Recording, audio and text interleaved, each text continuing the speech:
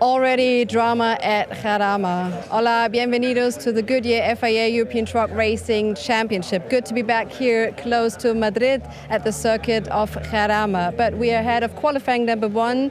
Huge delay because at the free practice session, Sascha Lenz was unfortunately hitting the barriers with his truck. Why everyone is right now helping him out. Team John New, Team Jamie Anderson, trying to get his truck back on the track because the battle from the podium is still going on. Of course, we do congratulate still Norbert Kisch, our champion, fifth-time champion of the Goodyear FIA ETRC, but Jochen Hahn close by, some points behind, and then there's the battle between Sascha Lenz and Antonio Albacete. So much pressure going on, and right now imagine free practice session and then you hit the barrier. Of course we are hoping that he's fine, but we already could talk to him. He's good. We will talk to him in an interview later on, but right now I want to welcome Ches Drakert, Fonsi Sebrian and Joachim Eberts, of course, all three commentators. If you will join us on YouTube, you can switch in between those languages. Good to have you back here in Madrid also. Hello and welcome. And right now, Ches, it's you for the first time for this final episode here at Jarama. Yes, thank you very much, Christina. Hello, everybody. Chaz Draycott here for the 2023 Goodyear FIA European Truck Racing Championship finale here at the amazing Jarama in Spain. This venue is certainly a staple of our calendar, synonymous with truck racing, this track. It is wonderful to be here. I'm delighted to say that I'm on site with all of the wonderful fans and personnel this weekend in the incredible and very intense Spanish sunshine. You can see as well all the grass on the banks as well. Wonderful fans out here to enjoy themselves. The atmosphere is incredible around this place. I said it last year in my interview up on the roof with Christina, who it is fantastic to see again this weekend, and we were talking about how much of a party it is here in Spain, and there is no exception this year either. There has been a change to the ticketing format for this year, and the fans are flooding in more and more every single time we come here. It's lovely to see it. It really is, and we look forward to how the drivers will get on today. We're going to take a look at the circuit itself, though. A big challenge here at Jarama. It's a circuit that hasn't really changed much over its time, and that's one of the best things about it. It's got a wonderful layout to it with so many tight and twisty corners. Nuvolari and Fangio, the first corner, looks very simple, but it really is not. A good run through Varzi is very important into the Le Mans and Farina hairpins, and then through Pegaso up the hill is where actually Sascha Lenz had his off in practice. As he went through the left-hander there, up over the crest under the bridge, the front right broke and it just went completely straight on. But like we've said, luckily he's okay. The barrier is repaired and it's good to go. Ascari and Portago at the top of the hill will be a real pure overtaking opportunity for these drivers today. It goes one way then the other very quickly into a heavy braking zone, and then the S's de Bugatti, or just the Bugatti S's in English, will be really tough down there. And then Monza, of course, and Tunel at the final corner, a great important part of the circuit to get a run down the start finish straight. Obviously the trucks will not slipstream each other and exceed 100 miles an hour or 160 kilometers an hour, because that is beyond the regulations. They are not allowed to do so. However, it will be really exciting to see just what people can make of those final couple of corners. Jamie and some of the other British drivers, John Newell and Mark Taylor, were all talking to Christina earlier on about Sascha Lenz's truck. We had a chat with Sascha Lenz himself as well, who we're going to see from Christina. Sascha, wie geht's dir? Eigentlich soweit ganz gut. Ist halt nur ein seelischer Schaden gerade entstanden. Ne? Das erste freie Training war super für uns, das zweite war Katastrophe. Gell? So you said obviously he's not doing great emotionally because it was a shocker. First training session was very good, and then the second session there was this shock. Was erinnerst du? Was ist passiert? Ich bin hab ganz normal rausbeschleunigt wie vorher auch und habe dann links eingelenkt, bin über den Curb gefahren. In dem Moment gab es einen Knall, Lenkung ist dann, also das Lenkrad hat bewegt einfach nur. Ich habe direkt voll auf die Bremse getreten, aber das Auto hat nicht mehr reagiert. Wir sind geradeaus über Leitplanke drüber, Zaun, alles war das da. Stand, war aber weg danach. Gell? Also, so von mir aus war es halt nicht heftig oder so. Es ist halt nur das Auto, was schwer kaputt ist. Ne? So everything was fine, but then he tried to enter the left turn and he was over the curbs and the steering wheel broke, and he tried to get hard on the brakes, but it didn't work obviously well, so he then crashed into the barriers. But luckily he said everything is fine with him. Aber natürlich, ja, für den Championship, für den Platz ihr kämpft um Rang 3, das ist super schwer. Das ist das wahrscheinlich, was dich auch emotional gerade raushaut? Ja, auf jeden Fall. Das ist das große Problem momentan. Ja. Du musst auch gleich gleich fahren wir direkt qualifieren. Du musst erstmal wieder Vertrauen in das Auto auch reinbekommen. Ne? So, aber gut, das kann halt passieren. Ist halt dumm gelaufen. Fertig. Danke. Bitte. Alles Gute. So he said, yeah, the thing is right now he needs to find trust back into his car, obviously. You see a lot of helping hands right now. They're trying to help him out because this is the battle for rank number 3 in the overall standing. Quite the pressure and too much drama in Jarama.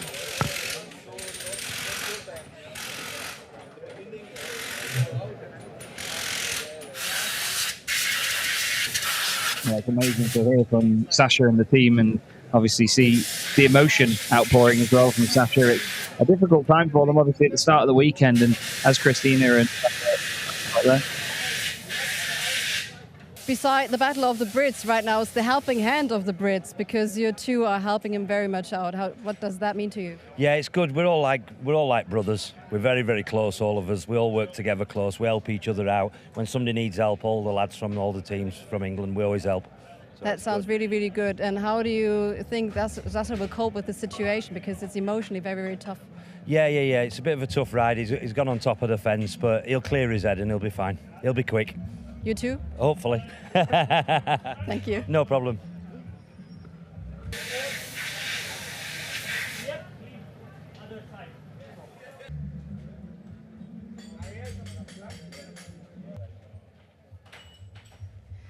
Jamie Anderson is here, and of course he's helping also. How could you help? Yeah, you know, my team are here helping Sasha. We work very closely together, have done for the last few years. You know, and his championship is at stake. So now is a point where we are the one truck family and we all pull together, and especially the four of us on our side, we try and work really hard. You know, Sasha does the same for us, and it's good to show appreciation and work together. That's what you said, the one truck family. It's really amazing. Of course, he needs some stabilization emotionally. How could you help him? Yeah, just confine to make sure that he's okay and just tell him to clear his head, you know. It's the only racing series that everyone works together. There's no other racing series that does this. And it's good to know that we can all work together, even though when it's on the track, we're competing against one another. When we come in the paddock is a different thing. Absolutely, and of course there's still the battle of the Brits going on with John Newell. Right now you stood side by side helping Sasha out, but right now then on track, what will we see? You'll see everyone just go back to the same old they do. They're racing against the clock, and they'll do what they've got to do to get there. You know, but the good thing is that we all find out is when that is finished on the track and the flag is finished, then we are all different and we're family again. Sounds good. Thank you very much. Glad to be a part of the family too. Chaz, you also.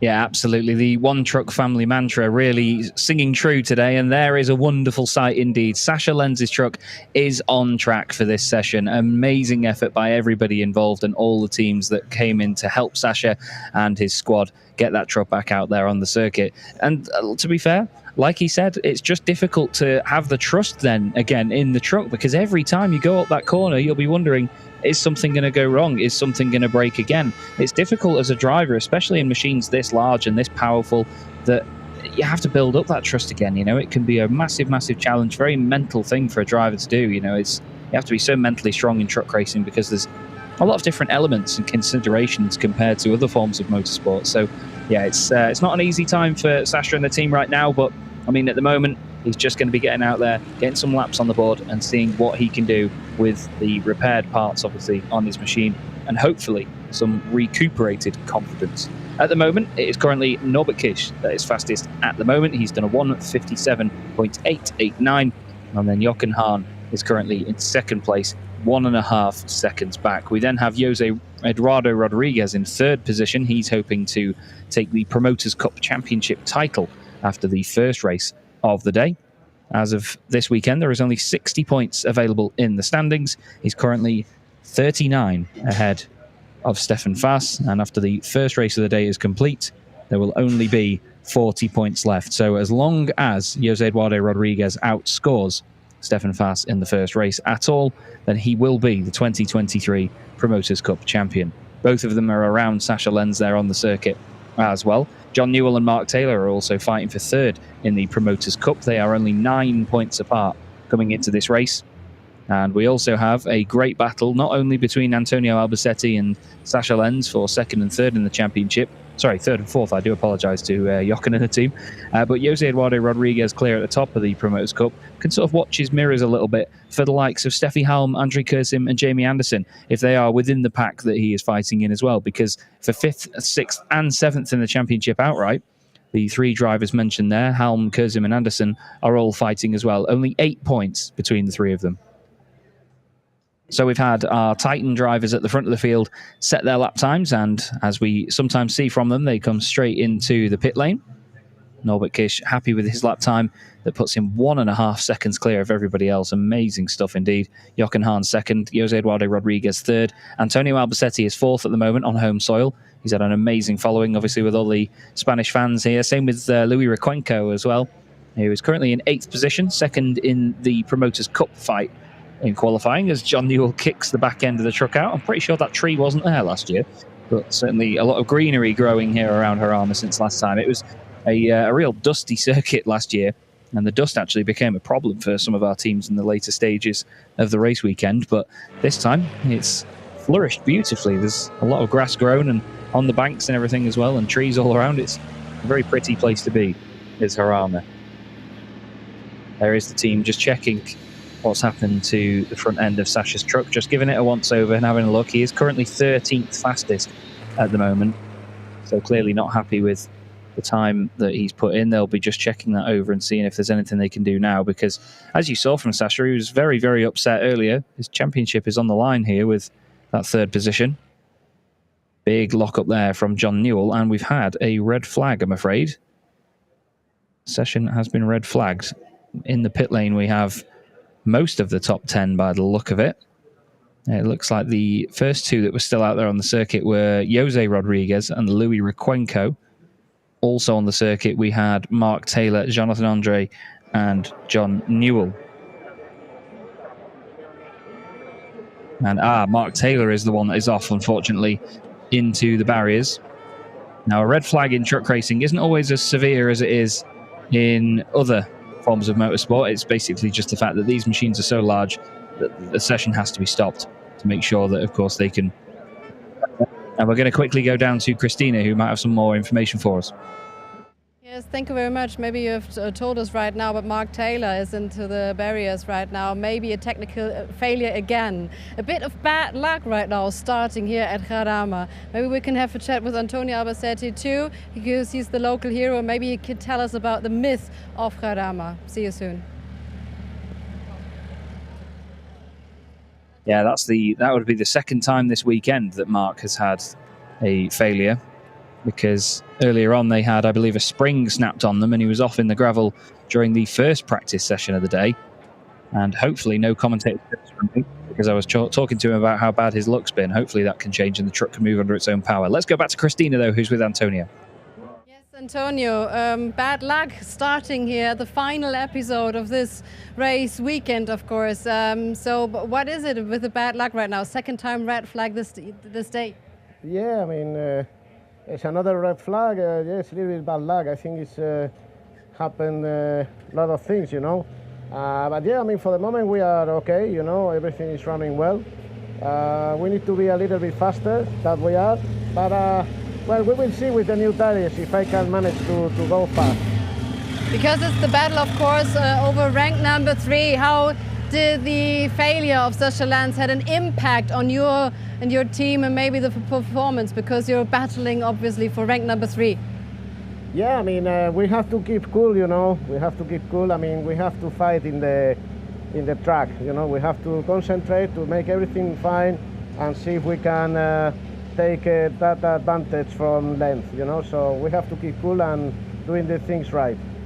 Also good to see the safety structure here, because you are the local hero, of course. You know maybe every marshal right now personally. What do you say about the effort everyone puts in? Yeah, I mean, I think that the marshal did a good job, you know. I think they repaired everything quite fast. So we managed to do the time practice. So yeah, I think I will have to say big thanks to all the marshals here in Jarama, for sure. Absolutely, we do that. So from our side also, thank you very much. Right now we want to see in Czech, we see the red flag is still being waved, Chaz. Maybe you can give us some more information from your perspective. Yes, thank you, Christina. It seems from the news coming in, thanks again to my wonderful colleague Alice, who was providing us with information from race control. The front wheel seems to be broken on Mark's truck. We could see for just a moment that he was trying to move it under his own power, but it seems like it's the steering that's broken, so he won't be able to make it all the way around the circuit. And as you see, right on time, what was dubbed the disco truck this morning makes its way out onto the circuit with probably the most amount of beacons I've ever seen on a moving vehicle. But they will now head around to try and pick Mark up. And as you can see, it might be an extensive job because they've got the three of them heading up there. I mean, you can hear that the fans are still in high spirits, at least. So a lot of noise around this circuit with all the horns and all the fans all shouting and cheering. There was a very funny reception earlier on for even just one of the tractors that made its way around the circuit. And I think a lot of the fans knew who the driver of said tractor was, and they were all chanting his name. But you can hear it in the background, just everybody going absolutely bonkers. They love it here. They really do. And there is the recovery convoy on its way. You can see where Mark is just on the right-hand side of the shot there. So he's come through the right-hander, which leads round to Varzy into the Le Mans hairpin. You can see how close to that hairpin the paddock is as well, actually. You can see that it backs onto it almost imminently. There's a wonderful little swimming pool that the Anderson racing team have set up behind there. Unfortunately, I got dragged into it yesterday fully clothed. But they have a great view from there, actually, because if they use the lift on the back of their trailer, they can see over the hairpin and sit in the pool and have a lovely afternoon. We're going to go and speak to another driver that's been keeping cool this weekend, and that is Stefan Faas. He is down there with Christina. Yeah, absolutely. You need to stay cool. Second time red flag this day. You've got the paddock place in front of Sasha Lenz, so you've been seeing all the personnel helping. Right now it's Mark Taylor into the barriers. Bad luck, or is the pressure so high at this final weekend? Ich weiß es nicht genau, was da momentan los ist. Irgendwie haben wir keine Glückssträhne. Ja, leider. Der Marc war ja heute Morgen schon draußen in der Barriere. Ich weiß gar nicht, was da los ist. Also keine Ahnung. Ich kann nur hoffen, dass es so nicht weitergeht und dass wir vielleicht fürs Rennen ein bisschen mehr Glück alle zusammen haben, dass wir da ein sauberes Rennen fahren können. He's saying there is lots of bad luck going on right now. And of course, he's not informed exactly what had happened, but he gave us an insight that Mark Taylor went into the barriers at the free practice also, so he might have more technical problems with his truck going on. And he said, yeah, we need more good luck right now for the race, that we can all compete, because it's the final weekend. And everybody was looking forward, of course, to it. How do you keep their minds clear then? How to keep cool? Sorry. Ja, also meine Zeit war jetzt nicht so gut, ja. Ich will jetzt eigentlich noch mal rausfahren und noch mal nachlegen. Ich habe im zweiten Sektor mich verbremst und ich versuche jetzt natürlich noch mal eine gute Zeit zu fahren, dass ich in die Top 10 reinkommen kann. So of course he needs to be back on track, because he's saying right now currently I'm on 11th position, and at the second sector he had some problems. He was late on the brakes, and he wants to improve of course his timings to get into the Super Pole, because we are still on qualifying, which means the first 10 go into Super Pole, and this is why it is so important for Stefan Faas right now staying in the zone. And speaking of in the zone, as you always are. Thank you very much, Christina. I like to think so, but sometimes I just talk rubbish for hours and people apparently think that I do a good job. But still, it's wonderful to be back on site, I have to say, on a bit of a personal level. I always love coming to these race meetings and seeing everybody again. The support is always so, so wonderful, and I love to hear it from everyone. It really is amazing. I spoke to a number of the drivers over the last few days, because usually on the Friday we would have a couple of sessions as well, but there were no sessions at all yesterday, so everybody was able to set up and even do engine changes as well. The Taylor team actually did an engine change yesterday. That truck's had almost a completely full overhaul before the end of this season, and even the Don't Touch Racing team for Andre Kurzim were also doing an engine change yesterday as well, just to hopefully get rid of some of the technical gremlins that they've had over the last couple of race meetings that have really hindered them. Mark is out of the truck, which is good to see. I don't think he could actually get the door open because it was against the barrier, so he's had to climb out of the side, out of the window. But it seems like, I mean, we can't see any of the damage from here, but obviously the personnel and the marshals on the right-hand side are trying to move the barrier back in place and obviously figure out where to sort of shovel all the gravel again and level all of that out. There's a lot that needs to be repaired when these trucks go in. But the operation is underway. They're going to try and get the truck lifted from the front, it seems, because with no steering, they won't be able to use anything in terms of lifting the back end of it and dragging it out backwards. Seems like Sasha Lenz is eager to get back out there again, though. Of course, some of the drivers at the top of the order, Norby, Jochen Hahn, and even Jose Eduardo Rodriguez, they probably won't go out again. I don't think Albacete will be going back out again, because all they will be doing now is using up the tyres ahead of Super Poles. So for those of you that don't know, the top 10 qualifiers at the end of this first part of qualifying then go through to a second part of the session, a 10-minute Super Pole, which rearranges the top 10 on the grid. So if you finish in the top 10 in this session, you're not really guaranteed that place. You're only guaranteed to be in the top 10. So it's after that where you reorganize those positions and everybody tries again as such. And it reorganizes that order. And sometimes we see drivers go into Super Pole with a time that puts them second fastest, but then they'll come through Super Pole and be 6th or 7th. So it's always an intriguing format to see how it shakes things up. You can see just how some of the paddock is here. It's a wonderful, wonderful place to be. Maybe not so wonderful last night for the Don't Touch Racing team, who did an engine change, as mentioned. Andre Kurzim of said team is with Christina. They needed to swap the engine, but first things first. So congratulations. Happy birthday to you. Thank you very much. And so you had a new engine then as a present, or what was that yesterday? Yes, we have a new engine. We have the whole season some problems, technical problems, and now hopefully we can fix for today, but it will be very difficult for us. You need to blow out the candles because we all do need luck. We all do need the secret wishes for a clean race right now. What are you hoping for?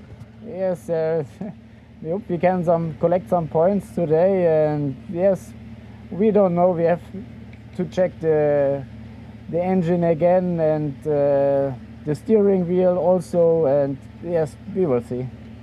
So you're also experienced, of course, on this track, but not much more practice time due to the red flag. Right now, qualifying a bit delay.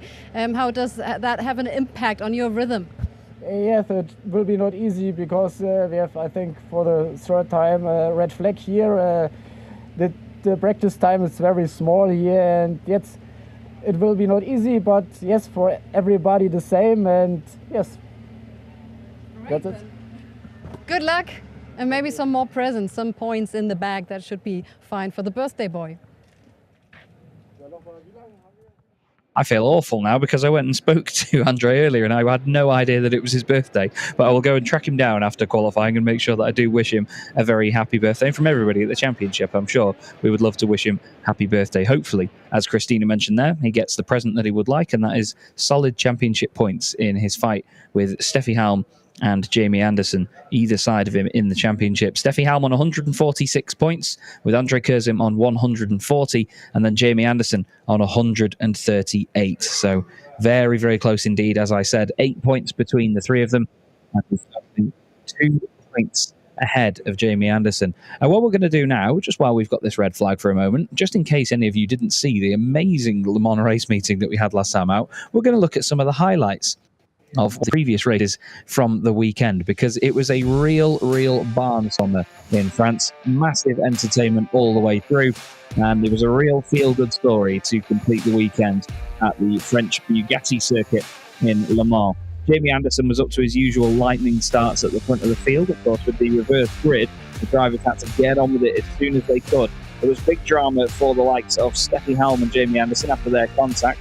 Steffi's water tank completely severing, flying out of the side like a curling stone, as I said last week, and somehow being caught again. But unfortunately, that would be her race over. The likes of Jochen Hahn, Norbert Kish and Antonio Albacete started to fight their way through the field, passing the likes of Andre Kurzim, and then Norby tried to attack his teammate as they managed to hit their way through the order as intended. There was great battles again in the Promoters Cup. Bad luck for Andre Kurzim as he dropped to the back of the field with a puncture and was given a black and orange flag.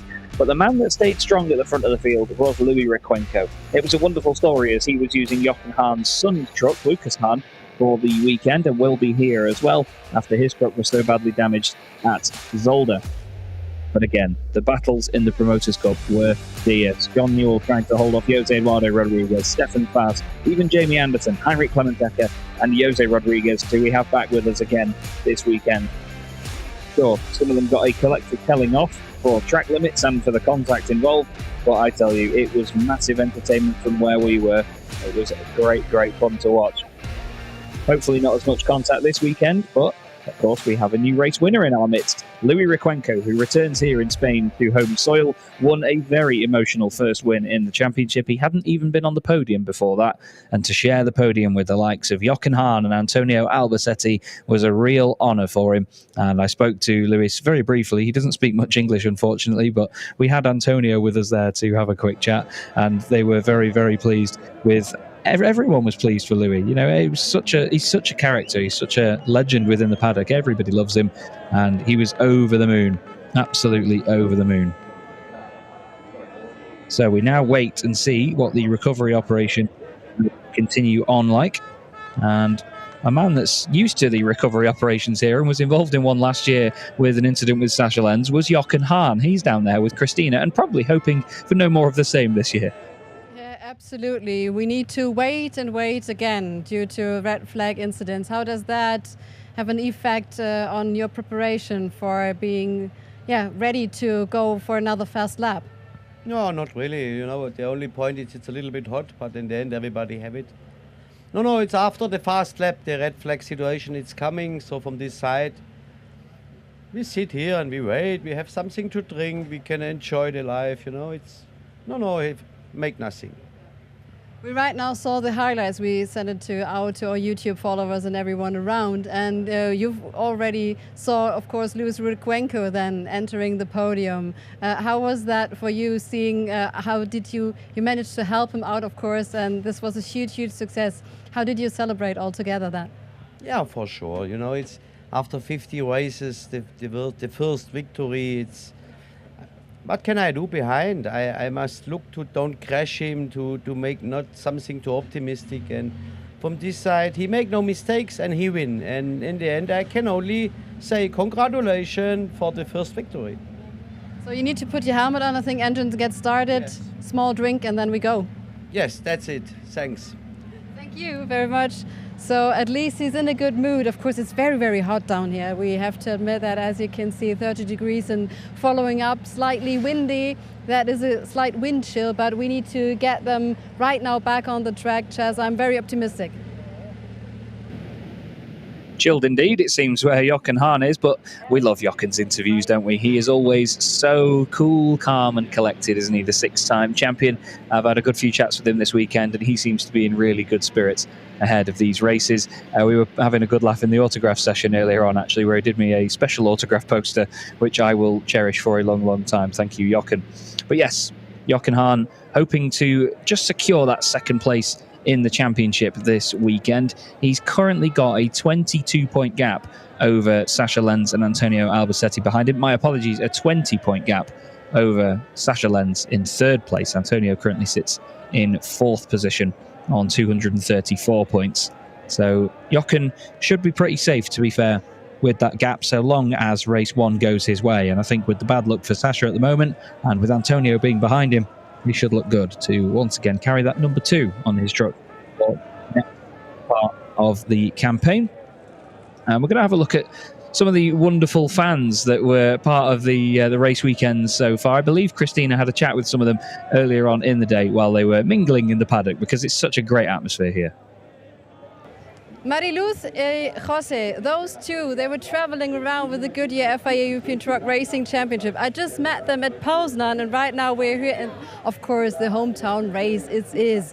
¿Estás a cruzar los dedos para quién? Para Antonio Albacete y Luis Recuenco.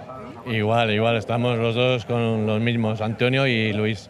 Obviously, they're crossing their fingers for Antonio Albacete and Luis Urucuenco, who won his first overall podium last time at Jarama under a new truck. Ha ganado un premio Luis Urucuenco por la primera vez.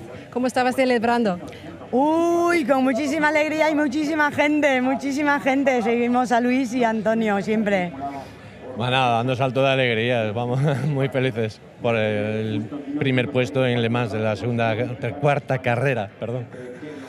So they were absolutely happy as Luis Urucuenco entered the podium, and they were celebrating. And of course, right now they're here with us, and if not here, they're always watching our live stream.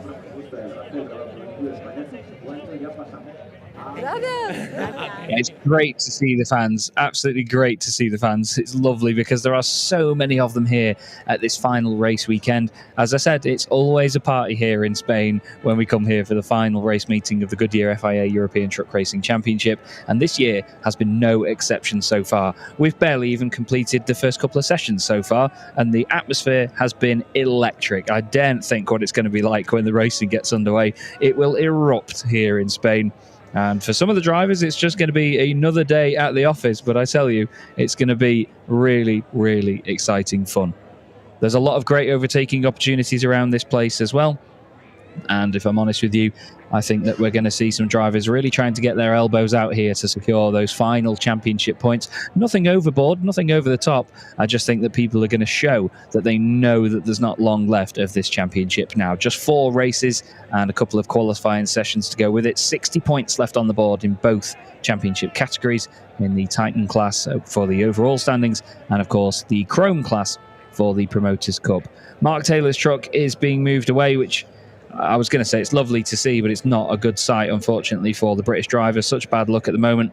But for the sake of the session and obviously getting things underway, it's what we want to see, that the truck can be at least recovered and moved back. And we send our best wishes to him and the team to get the truck fixed. And hopefully the damage down the left-hand side isn't so bad, and he's just been able to sort of coast the truck to a stop. But it seems like he's taken the bumper off it and it has gone into the barriers. So with that door on the left-hand side, I think there may be damage to that as well. But the disco truck will drag it away. That amazing orange machine, which is one of the biggest trucks that we've seen here this weekend, will do the job, I'm sure, as they get it over the curb. And the guys will now just coast the truck back into the paddock. And we should be able to, hopefully with just a little clean-up of any of the gravel, be able to crack on.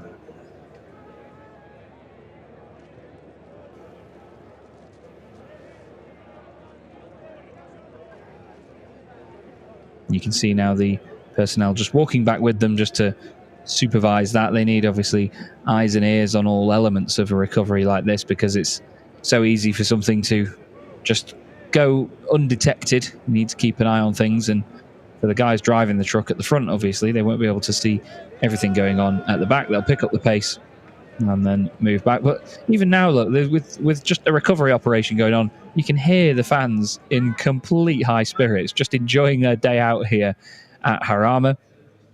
You can see one of the other recovery trucks making its way in. But the main talking point really with this damage to the vehicles in terms of braking steering, braking suspension, it's the curbs here at Jarama. They can be very savage. It's a very old school circuit with real solid concrete curbs. And if the drivers do step over the curbs a little bit too much, not necessarily running directly over it with the wheel, but dipping the wheel on the inside of the curb and then catching it on the way out again, it will rip components apart. It's a real tough circuit, this, on the trucks. We can expect a slightly attritional weekend, but so far it's not been kind to us or the drivers, really, with 3 red flags in 3 sessions. A red flag in the earlier session for Mark Taylor having an off into the gravel then when he had a steering failure. And then, of course, Sasha Lenz having his breakage as well in second free practice, which caused the delay to the broadcast. Thanks to those of you that have waited, by the way, on the broadcast as well. I had a couple of messages asking when we were going live, obviously with the delay from practice, but it is much appreciated. And a big thank you to all the fans for turning out as well, and obviously just keeping their own patience trackside as well. We've got plenty of racing action this weekend for the Spanish Sunshine, I'll be able to say that phrase properly by the end of the weekend, I'm sure. But at the moment, I always struggle with it. Still, the umbrellas are out, and not for the wrong reasons either, because the sun is bearing down at the circuit. It's not as cold as it was last year, let me tell you that for free. This is how the championship looks at the moment. Then Norbert Kish, top of the pile, already declared as 2023 champion, with Jochen Hahn in second place with that 277 points. 236 points to Sasha Lenz, 234 to Antonio Albacete, and then Steffi Halm on 146. Behind her, Andre Kurzim on 140, very close with Jamie Anderson next up. And then Jose Eduardo Rodriguez on 104. Then we have Stefan Fass and Lucas Hahn. 3 points between them. But of course, Lucas Hahn not here for this final weekend. Then Mark Taylor ahead of Adam Lachko with John Newell on 25 points. 23 points for Libby Requenco. Heinrich Clemens-Hecker on 20 ahead of Jonathan Andre, Jose Rodriguez and Owen Klein-Nagelfort. As I said, we have Jose Rodriguez with us this weekend again. The father of Jose Eduardo. And a driver that I actually spoke to yesterday for one of the first times in the paddock, because we never bump into each other, was Heinrich Clemens-Hecker. He's now going to have a chat with Christina for us. Actually wrecked on P10 and right now on the waiting line. How does that affect you? Yeah, we are still waiting. It's a little bit hot here, but the time was not too bad. We will stay here and wait, see what the other trucks has for times, because this track is very aggressive, so the tires are gone maybe 2 laps, and you will see. So the mood right now, you can feel the pressure in the air, not only because it's very, very hot, because it's the final race week and everyone wants to show its best. And right now we need to wait again 2 times red flag. How is the pressure? Oh, the pressure is okay. So I'm here in the shadow, and if the doors open, if I wait here or in the tent, it doesn't matter. Well, we hope he does not have to wait long. Thank you very much, Clemens-Hecker. Actually, P10, there is a bit of shade. Yeah, he's right. And also the spectators up there on the roof, they're having a good time also, because you can see there sometimes they're watching on their phones, maybe talking to some friends, but you need to watch out on your phone the live stream of YouTube, of course, of Goodyear FIA ETRC. Yeah, it's amazing. Everywhere you look around this circuit, there are fans either on rooftops, on balconies, either down low with gazebos and umbrellas and all sorts, up on the banks, and there's just people everywhere around the circuit. It really is cool to see just what a turnout we've got. So there is Mark Taylor's truck being dragged back in. You can see how dusty it is now as well from sitting in the gravel and having its off. We may get a little glimpse of the left-hand side and see what sort of damage there is. You can see that the bumper has been placed sort of on the back of the truck, but not all of it completely there. Doesn't seem like it's taken a massive hit in the left-hand side or anything, so I feel that Mark may have hit the front end into the barrier and then just sort of scraped along it maybe and just damaged that front left, but hopefully it's a quick and easy repair job for the team. Mark was explaining to me about his 2022 campaign in another truck racing series just last season, and how one race meeting with an incident turned into a season-end run of bad luck, and it seems like that's happened here as well. He had his big accident at Most with that incredible repair job done by everybody and all the One Truck family and all the other teams that helped them out.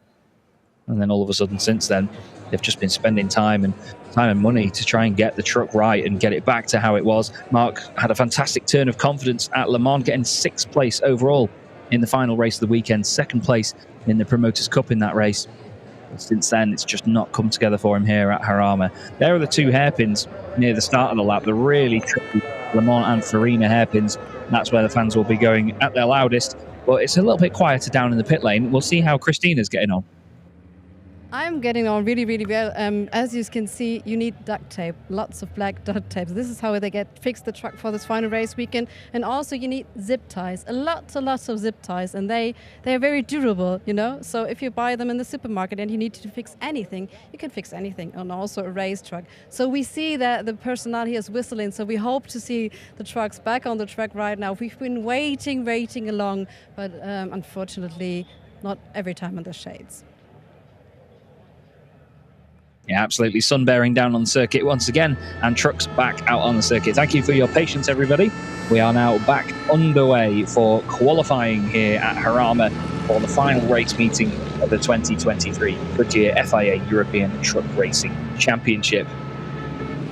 That is Jonathan Andre, who joins us on the circuit again this weekend. The number 66 Lion Truck Racing machine makes another entrance to the championship. It's always a pleasure to have him and the Lion Truck Racing team, strong contenders in the Promoters Cup in previous seasons, and it's nice to have them back with us again. So the drivers that are currently outside of the top 10 are Stefan Fass in 11th position with a 2 minutes 1.009. Mark Taylor, of course, in truck number 81, will not be taking back to the circuit by the look of it. Sasha Lenz is down there as well in truck number 3. John Newell, the white and blue machine on screen right now, is also in 14th position. And then Jonathan Andre in 15th place. Andre Kurzim is down there in 9th at the moment, and I'm sure he's out there to just put some laps in and make sure that nobody else is going to knock him further down a peg and out of that top 10. The timer has resumed where it was, so we have 8 minutes and 45 seconds left on the clock. So still plenty of time for drivers to get laps in. Just use this as a bit of track time, really, and obviously make sure that the truck is operating as intended. Sasha Lenz there coming around the final corner, down towards the start-finish straight. The big downhill section here onto the start-finish straight, so you have to be so careful not to get caught out by it and not get done for over-speeding. So the trucks are governed to 160 kilometers an hour, 100 miles an hour in Queen's English. And if they overspeed that via the GPS tracking system that picks up on it, then they will be slapped with a penalty. That's how qualifying looks on the left-hand side at the moment. Everybody down to Requenco and Kurzim in the pits. Heinrich Clementech is still sat in the pits as well. Very confident that he won't get knocked down there by the look of it. So I think he's got a lot of faith in maybe Sasha not getting this together here, but we know how determined, we know how quick Sasha is, and look at him kicking the back end out there to get the over-rotation as he heads into the Farina hairpin. Back end hangs out, you can hear the air horn sounding there, loving it as he makes his way now up the hill, through the left-hander at Pegaso, and then up over the crest. We're going to head down towards Ascari, then Portago, which is the hairpin at the bottom end of the track, and then the S's de Bugatti at the bottom of the hill. There's the grass bank on the outside of the circuit, one of the most popular places to watch here at Jarama. This is Portago, which is the long sweeping hairpin, sort of way away from everything else actually on this circuit. Then the run down to the Bugatti S's. Hard on the brakes, which used to be a chicane actually, this part of the circuit, but now it's just a wide hairpin basically. And I love seeing the trucks make their way out of there as the back end just floats off the exit of the corner up towards the double apex right-hander at the top at Monza. They turn it into a hairpin, do our trucks in this championship, because they hit the first apex, they let it run a little bit wide and then cut back again. It's almost like the Garage Vert right-hander at the Bugatti circuit in France, where we were just last week. Amazing to think it was only a few days since we've been there. Stefan Fass was running a little bit wide out of the final corner there. Sasha Lenz crosses a line and goes up into 6th place. He'll be much happier with that, and that's the reason Andre Kurzim was out there, because look, he now moves up into 8th position.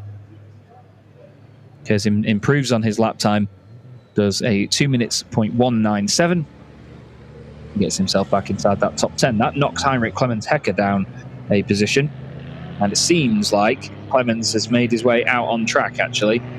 He knows now that he needs to get a lap on the board and improve on that time to get through to Superpole. There is Stefan Fass. You hear the air horns yet again sounding as he goes through Le Mans. Manages the weight transfer over the crest of the hill. Hard on the brakes, dives down on that front left tyre. Maybe a scrape of the bodywork on the floor, maybe just a tiny one. He goes through Farina. The truck bobbles and bounces its way out of the corner as he goes up through the gears, up the hill, and then hard on the power. Again, look, you can see the curb there. You can see how much it was rocking that front left of the truck. They really do get heavily affected by it. And he now goes into the long right-hander here at Portago. Nice and smooth on the way in there by Stefan. That looked really tidy. What's the corner exit like? It kicks out slightly, but he carries the momentum at least. Stefan Fass now diving down the hill towards the Bugatti S's. Still called the S's because it technically does go right then left slightly, so It is a little S-bend, but it's just more of a hairpin now for the way that the drivers attack these corners. And then back up the hill yet again. Final couple of corners for Stefan, running wide, still not hitting the penalty marker though. But technically he was a good boy there. Out the final corner and across the line. Is there any improvement for the Promoters Cup driver? Doesn't look like there is. No, he does a 2 minutes 2.0, so he was a second slower than his best time on that circulation.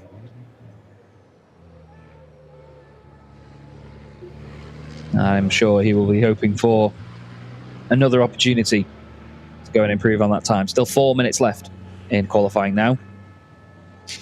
But at the moment, it's Norbert Kish, Jochen Hahn, Jose Eduardo Rodriguez up there in third place. He's flying ahead of Antonio Albacetti, Jamie Anderson in fifth, then Sasha Lenz, Steffi Halm in seventh place, Andrei Kurzim eighth, Jose Rodriguez ninth, Louis Requenco in 10th. Henrik Clemens Hecker, Stefan Faas, Mark Taylor, John Newell and Jonathan Andre are currently the drivers that are not going through into Superpole. There is John Newell. John and his team were having a good laugh at my expense when I fell in Jamie Anderson's swimming pool yesterday as well. I would not wish them the same fate, of course, but we hope for good things from John today. A driver that is continually improving in the championship. He started his campaign with us actually at the end of last season, coming to Le Mans and then here at Jarama. Goes through the right, kicks up some dust, glides through the left. You can see a definite set of tyre tracks there where all of our drivers are very accurately following one another. And then onto the brakes, into the hairpin. Smooth on the throttle on the exit because the corner opens itself up gradually. And then before you know it, as soon as you start speeding up, the curb just suddenly finds itself upon you. And then hard onto the brakes into the Bugatti S's. Now you saw John initially misses the apex there to take a later apex of the corner to pinch the exit up and get a straighter run up the hill. So he's not on the lock when the truck is on the exit. So it means that he can put the power down and be a lot more confident in just straight lining the exit of the corner. So on that nasty camera angle we had, it might look like the drivers miss the apex and get it all wrong, but they just go for a late run out of the corner. John dives over to the right-hand side for a short run to the line, and he improves, but he does not go into the top 10 at the moment. He's 0.3 of a second off Stefan Faas, but he improves to go ahead of Mark Taylor, his countryman, and Jonathan Andre currently remains in 15th place.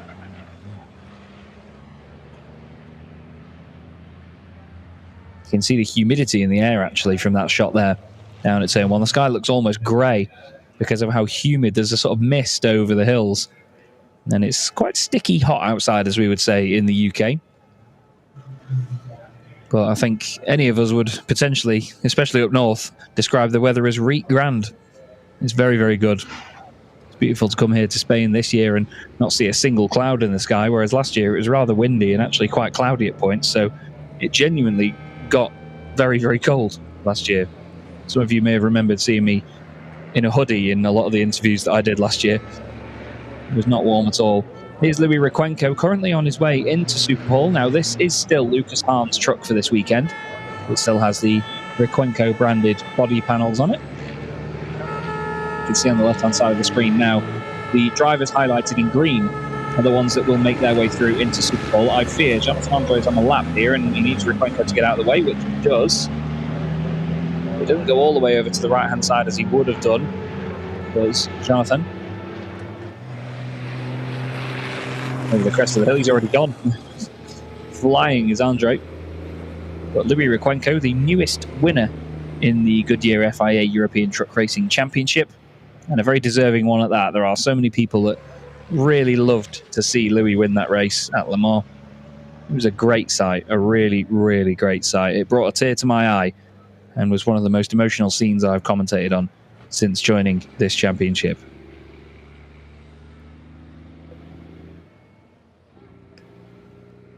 The checkered flag will wave as the Time ticks down to 0.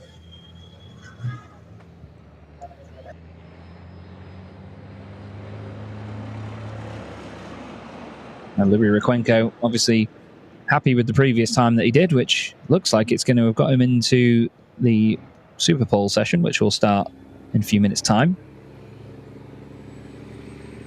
Henrik Clemens-Hecker not able to improve enough to get inside the top 10 by the look of it.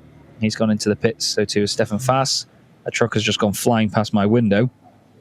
And I can tell you that that was Jonathan Andre. He's just done a 2:02.2. He was 0.2 slower than his previous best time, which was a 2:02.081. So he remains in 15th, but it's still nice and close between our Promoters Cup drivers once again. That's what we love to see. A nice, close, healthy competition between them. But the drivers going through into Superpole, it seems, will be Norbert Kish, Jochen Hahn, Jose Eduardo Rodriguez, Antonio Albacetti, Jamie Anderson, Sasha Lenz, Steffi Halm, Andre Kurzim, Jose Rodriguez, and Louis Requenco. And now the shuffling begins. There's the uber-talented Richard Kaimberger, one of the official photographers of the Goodyear FIA European Truck Racing Championship. It's always a pleasure to see Richard with his very dry sense of humour. He's a very, very funny bloke, but also an incredibly talented photographer as well. There's the beautiful scene at Jarama. It's very, very interesting to see here because you can see on the right of the shot there, the highway runs parallel to the start-finish line of the circuit. And because of the way that it goes up the hill, whether you're at the circuit and see the highway or on the highway, you can see the circuit. And it's a very strange feeling sometimes when you're driving along. And if it's early in the morning and there's an early morning practice session going on, you'll see some of the racing vehicles flying down out of the final corner, down the start-finish straight. And it's so cool as a driver on the road to see them flying past in the opposite direction. You get so, so close to them while you're on the highway, or motorway, as we'd say in the UK. It's just good to be back on site, though, I must say. It's a really wonderful vibe here this weekend, and everybody's looking forward to how the championships will be settled. There's no real way of knowing, to be honest, at this point. Obviously, the battle between Sasha Lenz and Antonio Albacetti is fierce, just 2 points between them. Steffi Halm, Andre Kurzim and Jamie Anderson separated by 8. And Jose Eduardo Rodriguez hoping to take the championship in the Promoters Cup after just the first race of the day. We're going to go back down to Christina, who's catching up with the newest race winner in the championship, Louis Requenco. Yes, absolutely. Después de grande victoria en Le Mans, ¿cómo es que ahora ha acontecido en el Super Bowl? Bueno, vamos a ver ahora. Estamos P10. Vamos a intentar dosificar todo bien. Vamos a frenar en el sitio correcto. Vamos a acelerar suave. No vamos a deslizar nada. Vamos a intentarlo. Es muy, muy difícil, muy técnico. Okay. So it was very hard to keep an understanding, but he said you want to be very soft, but still competing for more. Right now he said, I'm on P10, let's accelerate, but accelerate, we need to go back, the doors need to get closed. So in a soft way. So he's very competitive, of course, but still the sparkle in his eyes after the victory at Le Mans. Yeah, definitely. He'll be a driver that is really, really fired up for this weekend, especially coming back to home soil with the fact that he's got that race win under his belt. He'll be wanting to please his fans. He has many of them here at the circuit. When he and Antonio were walking through the paddock earlier, they could barely move for people trying to get to them and get autographs and get hats signed and all sorts. It was amazing. A lovely, lovely scene, though, to see how well our drivers in this championship are appreciated and the amazing reception that they get from everybody around them, and even from yours truly as well. It's always a pleasure to see them. It really, really is. The air horns sound down at the Farina hairpin yet again, as they will do over the whole weekend. It's almost like white noise by the end of the weekend because there's so many of them. And then, of course, we have convoys around the circuit as well over the weekend where the trucks sound their own horns, which also becomes like a white noise. There is Norbert Kish, 5-time champion now, Norby, after winning the championship at Le Mans. And he and the team will be in full swing here at Jarama to conclude their 2023 campaign in the best way possible he will definitely not be taking his foot off the gas. He has convinced us of that. He wants to make sure that they go out with a bang. They don't want to take the gloves off and just enjoy themselves too much that they let points slip. And as you see, the green light at the end of the pit lane comes on, and they move away from the end of said pit lane to head out onto the circuit in the order that they just finished that previous session.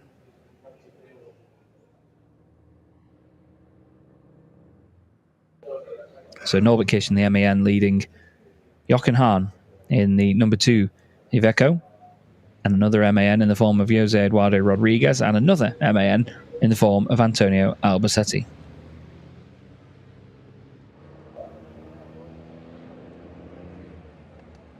So everyone will almost parade around for the first lap now, just to make sure everything is working, everything is at the temperature they want it, and then they'll push on to set the fastest lap times they can. And this will now determine the top 10 positions on the grid. So the previous session only determined those positions outside of the top 10. This is for the riders, the runners and riders, as we say, in this set.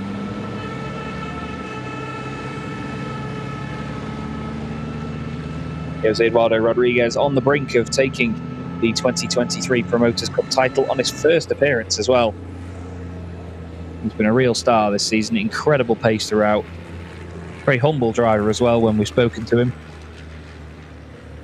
He'll be hoping for a nice clean weekend of racing and hopefully not as much contact in these final couple of races this weekend, because last time he really had to defend himself and get the elbows out at Le Mans. It's not a circuit that's a wide place to be either way. It's very narrow confines at Le Mans.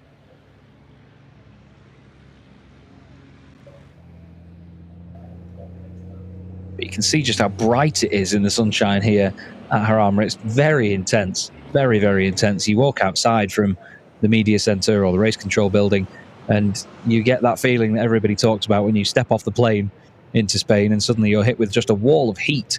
But it's light as well. It's like you've been flashbanged, and if you know what that means, then it's not a fantastic feeling. But still, it's honestly just blaring sunshine. Not that we're going to complain, obviously. It's just more intense than we expect. Never going to complain about the sunshine. Of course, being British, there's a lot of teams and drivers here that would love to have that.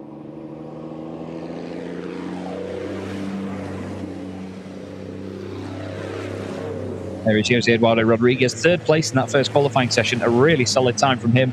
And he's going to want to include that sort of lap time in this session as well. He's going to do everything he can. Moves over to the right-hand side. Not quite sure why they do that. Sometimes maybe for a potential side drafting purpose, as they call it, where there's a slight suction to the wall, meaning that there's not as much aerodynamic drag. But at the end of the day, if they're governed to 100 miles an hour and not exceeding that, then there's no point getting the side draft, really, because the trucks themselves easily reach that 160 kilometre an hour limit.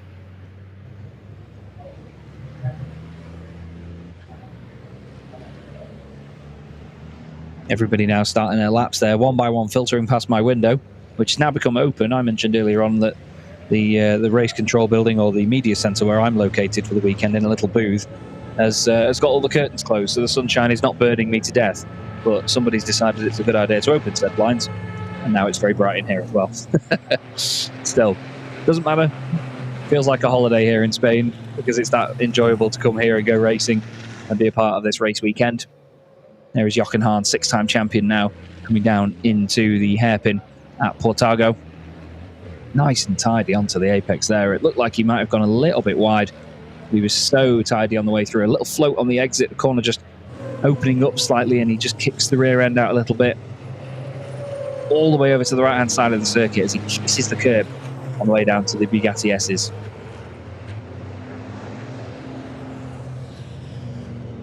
Back up the hill once again. Difficult part of the circuit for the drivers, because coming towards you, obviously, the circuit just hits you in the face. It's like driving up a cliff. And they will feel like they've got all the grip in the world because the circuit is naturally pushing up at the front end of the truck. But they'll feel like they've got no power as well. Oh, that is glancing at Jochen. That was millimetre perfect, you could say, as he comes out of Monza. And again, around the final corner, kicks up the dust around the penalty marker, but doesn't hit it itself. Apparently, Jose Rodriguez is under investigation for a penalty marker as well.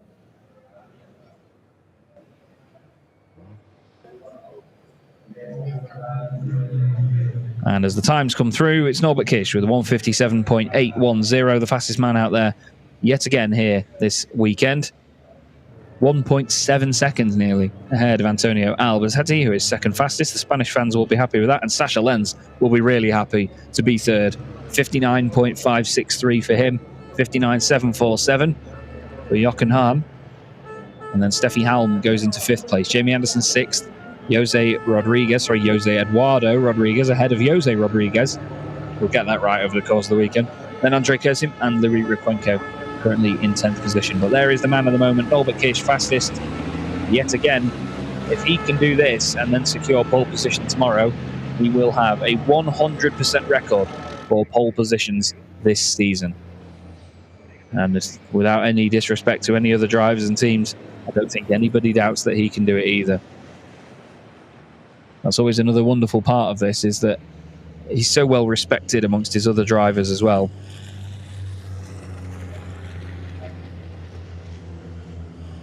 There's never any calls that there's anything underboard. No, above board, let's say. No, when you keep things above board, that's having it correct, isn't it?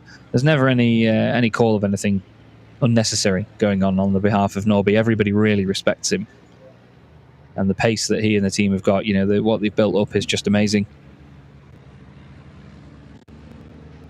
It's a testament to Chaba and the amazing Reveche Racing team.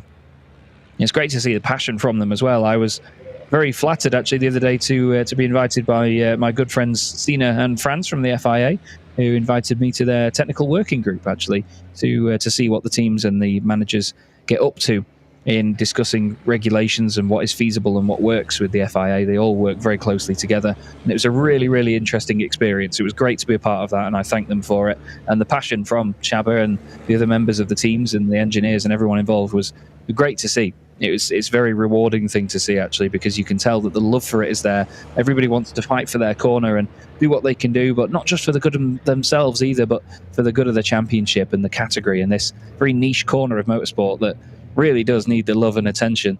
It's just amazing. It's so unique, is truck racing, and it's great to see that we still have teams wanting to come in and be a part of this, and we hope that continues more and more as time goes on.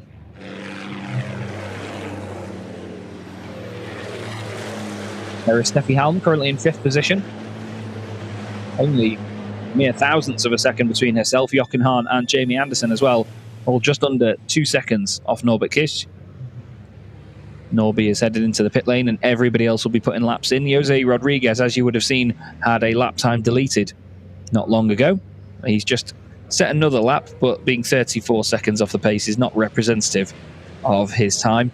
That's basically just because he's had the sort of cool down lap in between his two fast times that he's doing.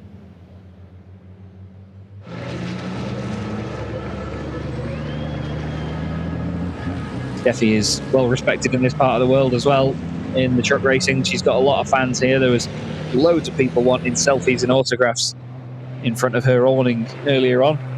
A lovely sight to see. There's Antonio Albacete, a real superstar here.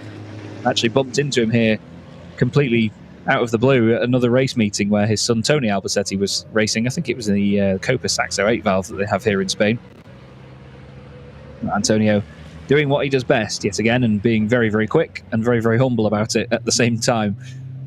Had a good laugh already this weekend with the T-Sport Bernau guys and everyone involved there. Tim Frost as passionate as ever, wanting a nice and easy weekend for his driver. They had a little issue with a slight amount of too much oil in the earlier session in the day, and there was a big spattering of it all over the back of their usually very clean racing truck, so Tim was hoping to get that all cleaned off and sorted. Presentation is key in truck racing. There's a lot of real estate on these machines for you to have your sponsors and supporters all adorning the livery. Jochen Hahn moves up into third position with his latest lap time. There's 1:59.521. Is Antonio Albacete going to better his time? He does improve it. 1:59.237 for him. And Jamie Anderson goes up into third place. Great lap by him. 1:59.515. 6 thousandths ahead of Jochen Hahn. Jamie will be very, very pleased with that one. Jose Rodriguez now moves up again after getting his first lap in after having one deleted. Although I've just had the message through from Alice that he is yet again under investigation for a penalty marker. So too is Steffi Halm. The timer has hit 0 here at Jarama in the first qualifying session of the weekend. And right on cue there is our checkered flag. Thank you very much to our director for absolutely nailing that one.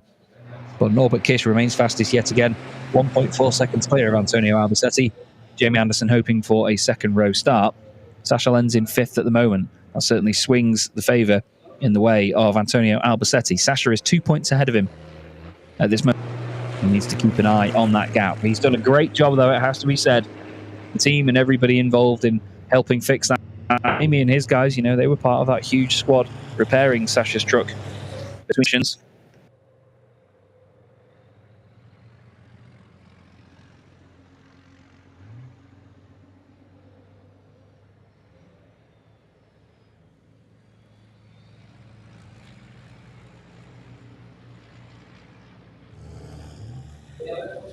There is Jamie Anderson now making his way back into the pit lane after the checkered flag has flown.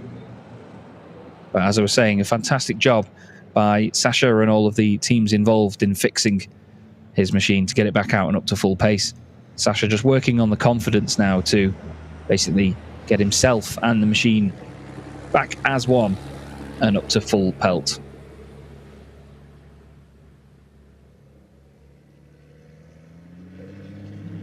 There is Jamie now just heading up towards the end of the lap now that the checkered flag is out.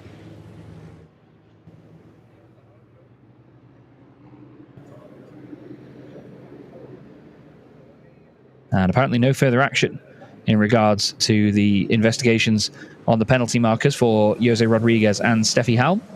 So their laps will stand.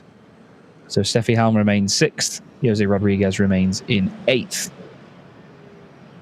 And it doesn't look like there will be any more lap times put in. So Norbert Kish takes yet another pole position here in the Goodyear FIA European Truck Racing Championship. That is pole number 15 out of 15 for Norby. Amazing performance yet again. Antonio Albacete will start on the front row of his home round of the season, which is lovely to see. Jamie Anderson will start 3rd. He'll be over the moon with that qualifying performance, just ahead of Jochen Hahn. And then Sasha Lenz in 5th place. I do apologise. Steffi Halm on the 3rd row with him. And then it's an all Rodriguez, row 4. Jose Eduardo, side by side with his father, Jose. Then it'll be Andre Kurzim in 9th place. Good to see that he's still getting through into Superpole and putting in some solid laps after the engine change yesterday evening. And then Louis Requenco will start in 10th position. As you can see, the next session of the weekend is eager to get underway. After the delay earlier on, everybody is now very keen to get things back on track and up to full speed once more.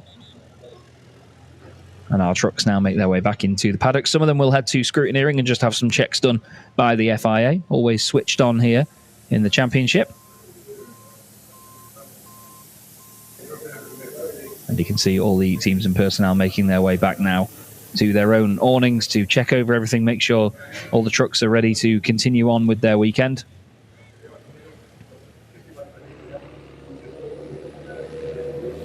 And Jochen Hahn is still on the circuit by the look of it. I didn't realise that he'd gone back out to try and improve. There is the result. Norbert Kish fastest ahead of Antonio Albacete, Jamie Anderson and Jochen Hahn on the 2nd row, with Sasha Lenz and Steffi Halm next up. Then it's Jose Eduardo Rodriguez and his father, Jose, alongside him, Andre Kurzim and Louis Requenco completing the top 10. Then we have Heinrich Clemens Hecker and Stefan Fass in 11th and 12th. John Newell 13th ahead of Mark Taylor. Hopefully they can get the repairs done before the race. And then Jonathan Andre completes our 15 truck field for the final race weekend of the 2023 season. Well, despite the delay, still an entertaining session with a bit of a mixed-up result, which is always nice to see. You never know what you're going to get in the Goodyear FIA European Truck Racing Championship, so it's always exciting when a lot of the positions have been mixed up. It's been so competitive this season. Really keeping me entertained. I am Chaz Draycott, the English commentator for the championship. If you do want to watch the other live streams online, by the way, with German or Spanish commentary, you can go and listen to my wonderful colleagues Joachim Eberts and Fonzie Cebrian. I must say it was an absolute pleasure to meet Fonzie for the first time just earlier on today. He's commentating down in one of the garages further down in the pit lane. And it was a real pleasure to see him. We've worked together in terms of commentating on the same stuff for quite a while now. And to meet these people in person, it's always good fun. And of course, EB will be working from home this weekend, but we wish him all the best as well and hope he's having a good weekend of it as well. He's so passionate about the truck racing and all the facts and figures and numbers behind it. We even have our own little system here, which is like a master spreadsheet of all the numbers, which we call our EB system because he is so switched on to all the numbers and statistics. There is Antonio Albacetti's machine just about to be weighed. They will check all of the cross weights and everything on the truck itself. Sometimes the drivers and teams can head into this bay and check the weight of the truck at certain ends because there is a limit within the regulations that 3,150 kilos of the 5.3 ton minimum weight has to be weighed over the front axle. So a lot of the weight has to be there to make sure that trucks of different configurations and shapes don't have a humongous sort of weight balance advantage, let's say. But for now, that seems like all we're going to get for qualifying. We will maybe have an interview or two at the end to see if there's any drivers that have popped over to say hello to Christina. But a very entertaining session, I have to say, once more, which sets our grid up really nicely for the first race of the weekend. Teammates Norbert Kish and Antonio Albacetti on the front row. Revesh and T-Sport, yet again, the team's champions this season. They were Team Titan, I believe, in 2021, and then Revesh and T-Sport again last season. And then Jamie Anderson and Jochen Hahn on the second row will also be interesting to watch. Jamie's ready to score some big points this weekend to catch up to Halm and Kurzim. And as he goes at the moment, he's doing the perfect job of trying to get that done. Lenz will also be wanting to push forward to chase after Antonio Albacetti, and we look forward to seeing how he gets on with that as well. And again, just seeing physically from the outside anyway of the truck, we'll see the confidence rebuild with Sasha Lenz over the course of the weekend. He was very upset earlier on with what happened in practice. And, it shows again that our drivers, they're not invincible. They're not completely, emotionless people. They really do have very strong emotions about what they do and the immense amount of work that goes into it. And it was great not great to see Sasha upset. That would have sounded horrendous. But, great to see the emotion outpour from Sasha. He's usually a rock-solid character, and it shows that he's not completely bulletproof. And obviously we hope for all the best for him and the team for the remainder of the weekend. And even still, hats off to him, because in a moment like that, when you are as upset as you are, it's nice for him to have an interview with us. And funnily enough, he's going to be back down there now with Christina. Let's hear from him. Absolutely. We started this live stream here and we're going to end it with you here. Woof, how happy are you with the performance right now? Yeah, the performance was not so bad. Yeah, P5, okay. But the truck feels good. The guys make a really good job. So, brilliant. Yeah, you said you needed to find confidence back in the truck. Did you talk to him and what did he say? Yeah, I have not so many time for a talk with the truck, but when you have this crash as I have, then you think every time it's working, it's not working, and that it's the point that you need to clear head, and then this moment I think was a good qualifying for us. The Super Pole was okay. So, and now we drive a race, and it's everything that's happened. It was one truck family. Jamie Anderson was here, John Newell, even the drivers, they hold the screwdrivers and everything. They helped you very much. How did they help you? Yeah, for sure, the other teams helped me a lot. Jamie, on the beginning, he wanted to work on the truck. I say, no, Jamie, listen here, you have after qualifying. The other drivers, we sit together, and all bodies say, hey, relax, but it's not so easy to relax then, every time you look in your tent, it's a truck, it's completely damaged, yeah. You see, I don't know, 15, 20 guys, they repair the truck, and then it's not easy to relax in this moment. Absolutely not. I see you struggling again. Take your time, please. Thanks. Right then. So yeah, very, very emotional. It is truck racing, also for the drivers, also for the teams. Great team effort, and it's time for us to take a break right now, because race 1 and 2, we do see the races, of course, then afterwards, and we're so happy to be back here finally at Jarama. Thanks to our commentators who did a great job. Thanks to all the teams, and we will reschedule right now and see us ahead of race number 1.